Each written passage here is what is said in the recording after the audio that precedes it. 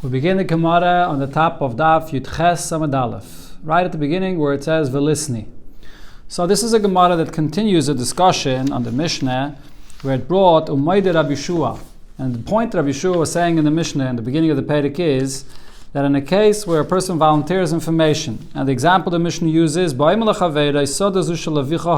this field belonged to your father, and I bought it off of him. So we trust him for this.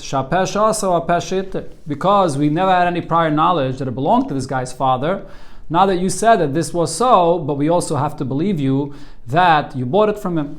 That was the Mishnah. We discussed this already before in the Gemara here, but the Gemara wants to understand why is it choosing specifically this unique example? Why not any more simple example that it could have said to make this point of a pesha asa hu a pesha eter? So the Gemara asks as follows: Listen, why doesn't it say in the Mishnah, that Rabbi Shua would agree in a case where a person says to his friend, I borrowed a money from you, and I paid you for this. That we believe him. So usually, if a person borrowed money, so then he would have to prove that he paid. But over here, because the Malva has no proof that this guy ever borrowed money from him, and he's volunteering the information that he borrowed the money, so this is a pesha asar, or alternatively, you call it a migu. He could have just been quiet. So therefore, we trust him that he paid. This is a very simple case. Why does it say the complicated case with a father, with a field? Says the Gemara, Mishum, the Kaboy Lemisni Sefer, the reason they can't talk about a case where he borrowed money is because of what it says right after this in the Mishnah. So the Mishnah says, Im yesh eidim shehu lava mimenu, if there are eidim that say that he borrowed money, and this person says, but I paid back. So here the Mishnah says, because eidim said he borrowed the money, he's not believed to say that he paid. But the question is, why not? The eidim only said he borrowed the money. The eidim never said that he didn't pay back.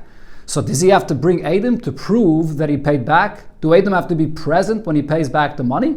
But we know that we follow the halacha that amal ves chavera be'edim, a person that borrows money in the presence of edim, ein tzarich lepari be'edim. He's not obligated to pay back the money in the presence of edim. So even if edim are saying that he borrowed the money, he can still argue and say that I paid it back, even without edim. So this case would not fit with the sefer of the Mishnah. Over here, when the Mishnah says that when it's with edim, that then you have to bring edim to prove your point when you're saying that you didn't pay it back, or that you did pay it back rather, that doesn't work. So therefore it brings the case with the field, and over here, once there are edim, you're going to have to bring a valid proof that you're the owner of this field.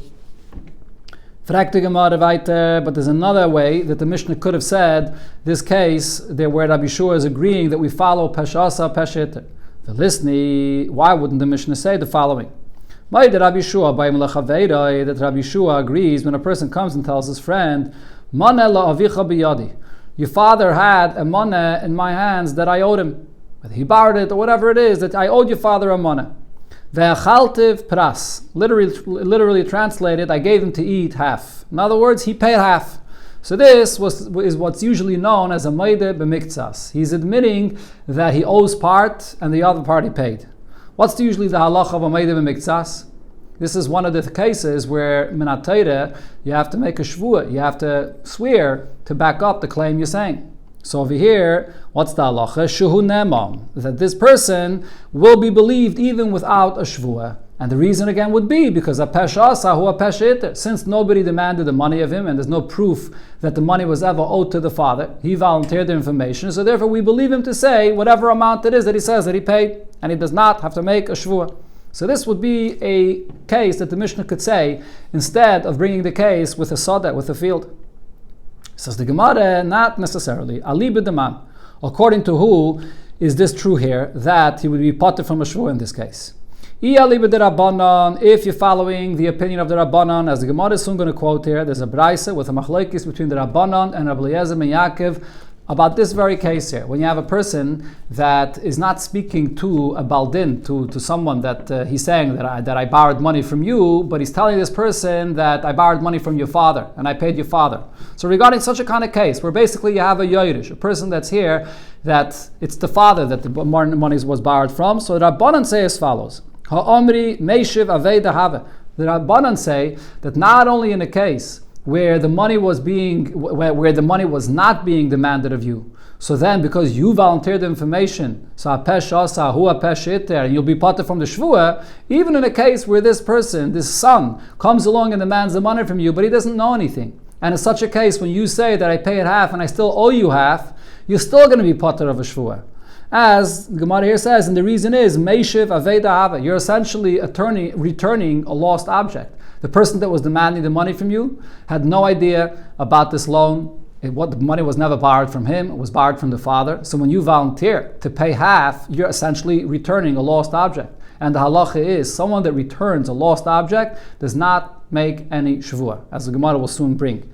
So this is the Rabbanan's opinion, meaning, so not only in a case where you volunteered the information to pay half, but even if you were being demanded half, or being demanded the full money that is, and you said that you only owe half, even there you would not have to make a shvua. So it cannot go according to the Rabbanan. And if we are following the opinion of Rabbi Eliezer ben Yaakov, Rabbi Eliezer ben Yaakov says, Shvua boi, that even in a case where it's you that came and volunteered the information that you owe the money to his father, but nevertheless, and then you say that you owe now only half. So even though you brought up all of this information, nevertheless, it's like a maida b'miktzas, and you're obligated to make a shvua. So according to Rabbi Eliezer ben Yaakov, you cannot say that the Mishnah here should tell us that in this case, because of a pesha, also who a pesha, you'd be potter from a shvua. Rabbi Eliezer ben Yaakov says, no, you will be chayiv in a shvua. So now the Gemara here brings the Braisa where we see these opinions of Rabbi Eliezer ben Yaakov and the Rabbanan. The Tanya we learned in the Braisa. Rabbi Eliezer ben Yaakov says, Pamim, it's possible, Sh'adam nishba al tainas atzmai, that a person has to swear on a taina that he himself says nobody is demanding anything from him. He himself brings up this whole story, and yet he'll be obligated to make a shvua for what he says. Keitzat, how's it possible? When a person says, Manala avicha biyadi, I owed a money to your father, ve'achaltiv pras, and I paid him half. So Rabbi Eliezer ben Yaakov says this is no different than any maida b'miktzas, harei nishba, so he has to swear like a maida b'miktzas. This is an example of a person that swears with a taina that he himself says, even though there's no one else that was claiming the money from him.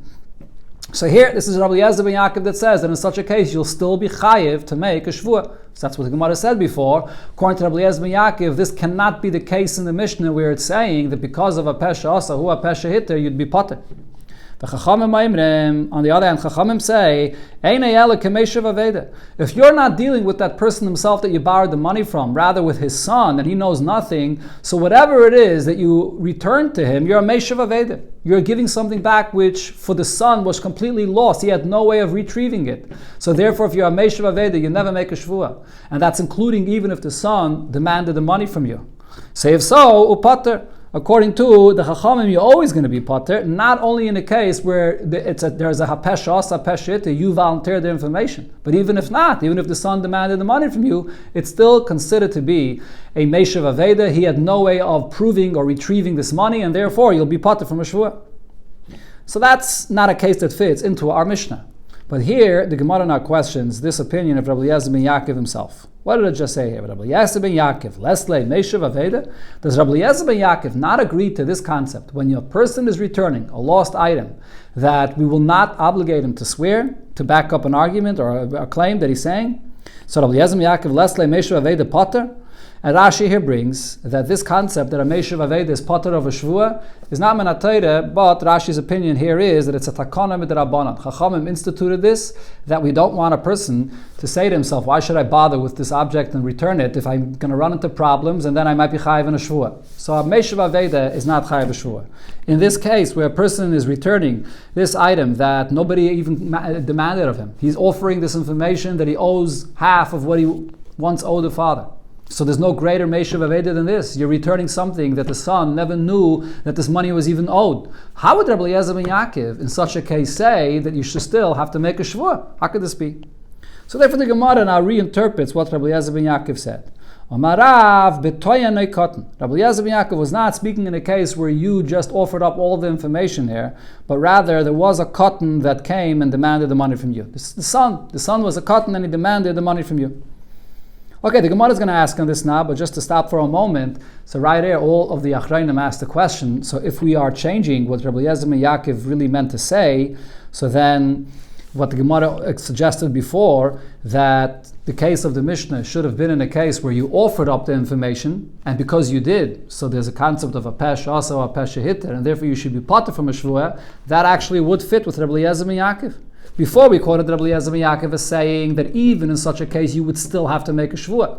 But now the Gemara switches that. Now the Gemara says that definitely Rabbi Eliezer ben Yaakov in such a case would agree that you're a meishav aveda and you're potter from a shvuah. And it's only in a case where at least a cotton is demanding the money from you, then you'll have to make a shvuah. So why can't we go back and say what the Gemara suggested before, that the Mishnah is speaking about a case where you said, Manala avicha b'yadi v'achaltev pras, that case would fit perfectly with Rabbi Eliezer ben Yaakov's opinion. The Gemara does not address this obvious question. The Marsha, the Marshal, and many others discuss this. You can take a look there to see what they say. So, on this the Gemara asks, when he says, B'toyanoi koton, the Gemara asks, V'ha'omamar, however, but the master has said, Ein nishboen al tainas cheresh sheite v'koton, we're on Daf Yud Ches, Amar Aleph, in the middle of the page. Ein nishboen al tainas cheresh sheite v'koton. How could you say that the case over here is that there's a cotton that's demanding the money of you? And because there's a cotton that's demanding it, so that's the reason why you're chayiv to swear to prove your claim. But we have a rule: if a cheresh or a shaita or a cotton demands money, there is no shvuah to answer a cotton. He's not, his claim is not valid enough to have to answer this. Says the Gemara, no, let's go back again and understand what Rav meant to say that a cotton was demanding the money from you. My cotton, when Rav said a cotton was demanding the money, what he meant to say is gadol, that he's now a gadol. He was a cotton when his father passed away or when the money was borrowed, but now he's a gadol already. And now as a gadol, he's demanding the money from you. My korile cotton. So why do we refer to him as a cotton? Because legabe mili da aviv cotton. Because regarding things that happened to his father, with his father, any business dealings with his father, so this child is considered to be a cotton because he doesn't necessarily have any knowledge what went on. So because he doesn't know, he's like a cotton. So that's the chiddush of Rabbi Eliezer ben Yaakov in such a case when a cotton is demanding money that he says was borrowed from his father. You'll have to make a shvuah to back up your claim when you say that you paid half and you didn't pay another half, exactly like the halacha always is by a maida b'miktsas. That's what we're speaking about over here. Frag the Gemara, ihachi, if that's the case, the language of the Braise before indicated differently. What did it say before in the Braise? Tainas atzmai. We said before that the case here is, Rabbi Eliezer ben Yaakov was teaching us that sometimes a person has to swear even if it's just him speaking and nobody demanded the money from him. But over here, according to the way you're interpreting what Rabbi Eliezer ben Yaakov said, Tainas achedim hi. There is somebody else that's demanding the money from you. You're saying that here there's an adult that is demanding the money from you. So why did the Braise say that this is Tainas atzmai? Answers the Gemara, you're right, Tainas achedim. There is this adult that's now demanding the money that he says was borrowed from his father, but v'hoidas atzmai. But this person is admitting himself. He's offering this information that I paid half, but I still owe half. That's why it says that it's atzmai. Frag the Gemara, that's not unique in this case. This is true by every single maida b'miktsas. Every time you chayev for a shvuah of maida b'miktsas, what happens? Kuli, in all of those cases, tainas achedim, someone comes and demands money from you, $100, let's say, and vaydas atzmai. And what happens? You admit to half, and you argue that you don't owe the other half. That's a classical maida b'miktsas. So this case is no different than any other maida b'miktsas. So why is Rabbi Eliezer ben Yaakov saying that this is a unique case that a person has to make a shvuah even though no one demanded the money from him? It's a regular case of maida b'miktsas. Elo, so therefore the Gemara goes back to what it said before, as Rashi here explains this Gemara as follows. Rashi says that now the Gemara, when it says Elo, is saying that the case that Rabbi Eliezer ben Yaakov was coming to be mechadish, that you would have to make a shvuah, is when the one that was demanding the money from you is actually only a cotton. And usually the halacha is that if a cotton demands money of you, you don't have to make any shvuah for him. And Rashi here actually brings the pasuk, the last Rashi in the page, brings the pasuk, ki yiten ish el re'ehu, only if there's money that went from one to his fellow. And that refers to two people that are adults, but not a cotton. But, says Rashi, that's only true when it comes to a situation where you're having an argument with a cotton that speaks to you about his money. The cotton says, I gave you money or I lent you money. then we say that the words of a katan will not obligate you to swear. Here, though, we're speaking about something slightly different. Here, the katan is speaking about something that happened to the father. The katan is coming and saying, you borrowed money from my father, and that's why you owe me money. That's already a little bit of a different story.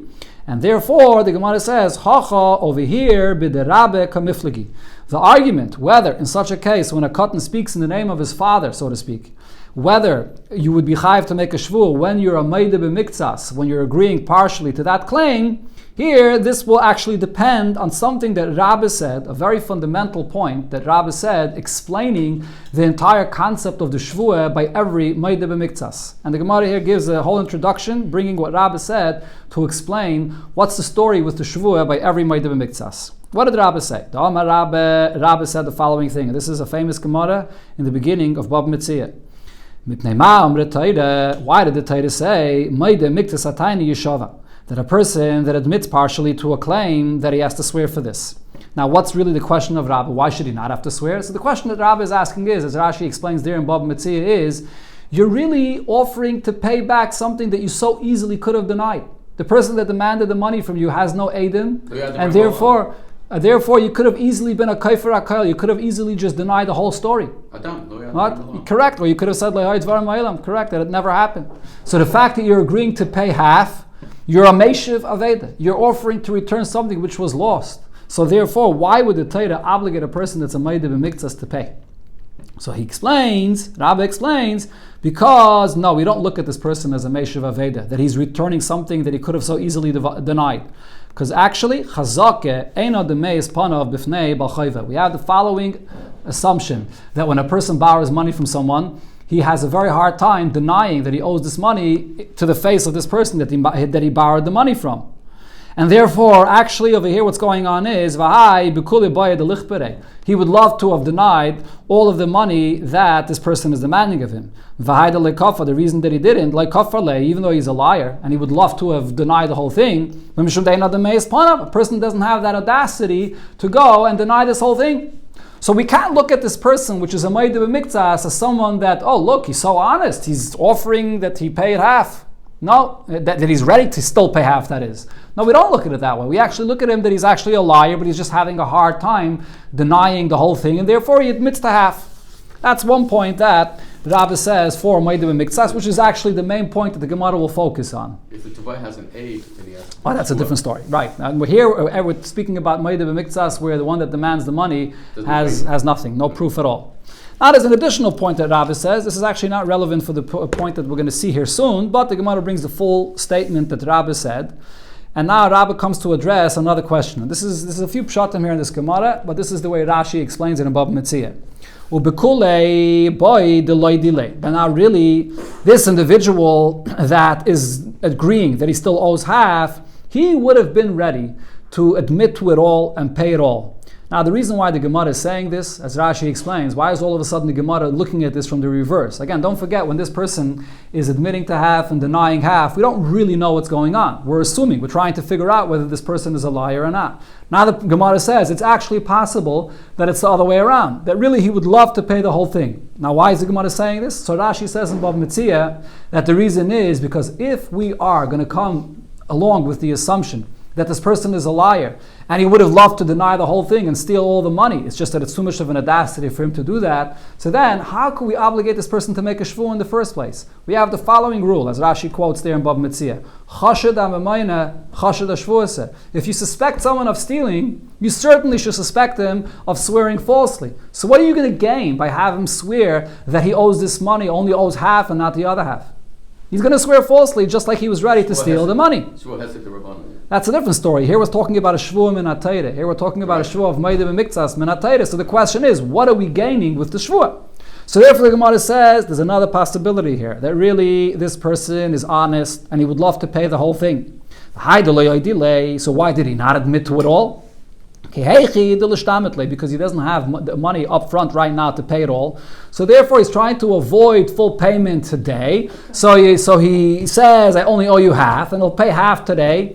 And then tomorrow, the next week, or in a month, or in a year, He'll pay it up all. That's what his plan was. Why we pay half later? So there, what again? He already did shvuah. Why he's going to say? Well, he's saying, so now that we force him to make a shvuah, since he's an honest fellow, he's not going to make this shvuah. He's going to come forward and he's going to agree that he owes it all. And the Saba, he was thinking to himself, Ada avali zuzi, until I'll get more money, uparanale, and then I'll pay him. Now, so the Torah says, Rami shvuya alei, let's place the obligation for him to swear, so he should come and admit it all right now. And as the Rishonim add to this, we don't want this person to pay it up later. When a person makes up his mind that he's going to pay it up later, what ends up happening, as often happens, correct, you don't end up paying it. So therefore the Torah wants him to admit it all now to pay it. Okay, so this is a story regarding every Moed B'Miktzas, the way Rabbi explains what the Shvuah is.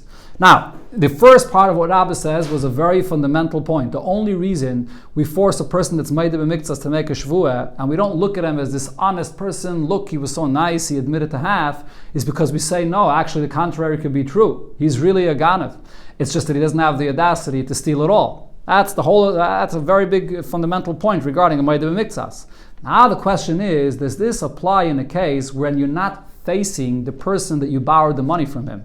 You're only facing the son of the person that you borrowed the money from him. So now here comes the argument. Says the Gemara, Rabbi Eliezer ben Yaakov's opinion is, Loishna boy v'loishna b'bnai. This point, this fundamental point here regarding a Moed B'Miktzas, no difference if it's the father that you actually borrowed the money from or the son. Either way, we can say the same point, that he does not have the audacity to deny it all, and therefore we don't look at him as an honest person. So we'll have to make a shvuah. But, and therefore, v'hilkach, that is, the Gemara concludes the point there, lav meishiv aveidav. We don't look at him as an honest person that's returning this lost item by offering that he is going to pay half. But Rabbanan, however, say there's a huge difference. Regarding the father who he borrowed the money from, he's not going to have the chutzpah to deny all of it in his face. So therefore, regarding the father, yes, we would say that he's not a meishuv avei, that he's not so honest. Aval b'bnai, if he's only facing the son, he never borrowed the money from him, he never did him this favor. He never is the one that was nice to him. Meis, he would be ready to say straight in his face that I don't owe you a penny. So if in fact he is a liar, he definitely would have denied the whole thing. So from the fact that over here that he's not denying the whole thing, and he would be ready to, so he's considered to be that he's returning something that he so easily could have gotten away with not returning. So therefore, in this situation, he's not chayiv to make a shvuah. This is what the Rabbanan say. When you're facing the son, you're not going to be chayiv to make a shvuah. Over here, we look at you as a meishuv aveda, as an honest person. What about Halach? Oh, that's a different story. We're going to have to wait until we get to Bab Metzia. Okay, we continue here with the next Mishnah, which will bring up a subject that's also related to the rule of hapesha asahu hapesha hitir, that when you're the one that brings up information, so we have to believe everything you say. Zakt Eilige Mishnah ha'edim she'amru. Witnesses come along and say, Ksav yadeinu huzeh. This document here that has our signature on it, yes, it is our signature. So as Rashi explains, the point here is that every shtar, Chachamim instituted, that you have to verify the signatures in order for the shtar to be accepted. So there was no verification for the shtar other than the Eidim themselves coming and telling us that it's my handwriting, that this is my signature. We had no other source of verification. They are the ones that verify this. Right, but then, who else do you want? No, there are. You could match the signatures to another signature that they signed somewhere else. You could bring other witnesses. You could bring other witnesses that recognize these signatures and can say there are other ways to verify a document. But over here, again, it's henpek. That's what's called henpek. When you verify a document, that's called henpek, correct. But over here, in the Reishon, the beginning of the Mishnah, we're speaking about a case that this document was not verified, and it's these Eidim that are verifying it right now. But then they immediately add, Aval anusim, we did sign it. However, we signed in a false document. Why did we do so? Anusim mayinu, we were forced to do this. Or ketana mayinu, we were children, we were young, and I had no idea what we're signing on. Or psuleidus ayinu. At that point, we were people that are pasuleidus. There's all kinds of examples of a person that's pasuleidus, a rasha, person that lends ribis, and so all kinds of situations. And so therefore, they're telling us that the shtar is pasul. So they're going to be believed. So again, the reason they're believed here is based on the concept we said before. If they're the ones that are verifying the shtar, so we have to accept the full story that they say of what happened. However, if there's independent proof for their signatures, there are other witnesses that are coming and telling us that this is their handwriting, this is their signature. Or one of the other ways of how to verify a shtar is by having their signatures elsewhere. You can compare the signatures. So now they come along and tell us any information about the shtar. They want to passel the shtar. They want to invalidate the shtar by saying, that when we signed it, we were children or we were forced. We're not going to listen to them at all. The shtar is already fully accepted and verified without them opening their mouth. So Rami Bachome said, Lo Yishanu, we did not learn the halacha that it said in the Sefer, in the second part of the Mishnah, that once the shtar is already verified, that we don't trust them to say anything. Ella, that's only she'amru anusamayinu machmas mamin. If they were saying that we were forced to sign this shtar because we were being offered financially, or not only offered financially, somebody that came to them and said to them, listen, if you're not going to sign this shtar, I'm going to not kill you. No, again, anusamayinu machmas mamin. The person came along and said, if you're not going to sign the shtar, I'm going to take away all the money you have in your pocket. So you're not allowed to do such a thing. You're not allowed to sign a shtar if someone threatens you to take away all your money. So in such a case, as Rashi explains, the point here is there's a rule, as the Gemara will quote soon, Ein Adam Mesim Atzmei Rasha. A person, there's a Gemara quoted here clearly soon, just a moment, or maybe it's only in Rashi.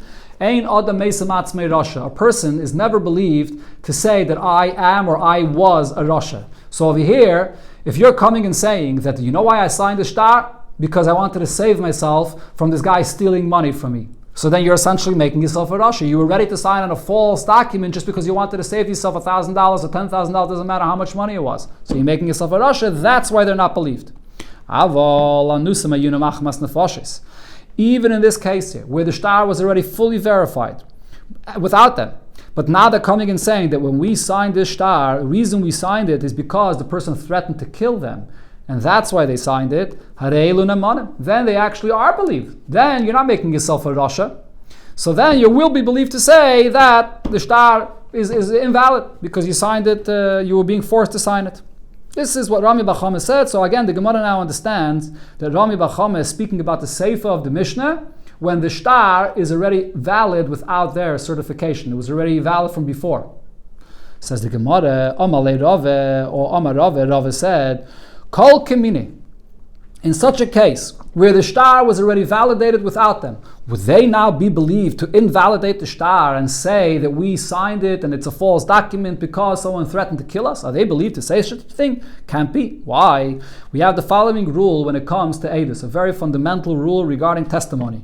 Kivin shehigid shuven chayzer magid. Once you offer your testimony in Bezdin, you cannot come and retract that testimony and change the testimony that you already gave. Now, so the question is over here as well. Once you have the shtar, and the shtar is basically testimony, and it's a valid shtar without you saying anything. So once it's a valid shtar, you cannot come later and say that when we signed it, it's really puzzle, and we were puzzled, we were forced to sign the shtar. You can't invalidate a document that was already signed. It's already testimony that was already given. Now, if you'll argue and say that this rule about eidos, that's only when you're speaking in Bezdin.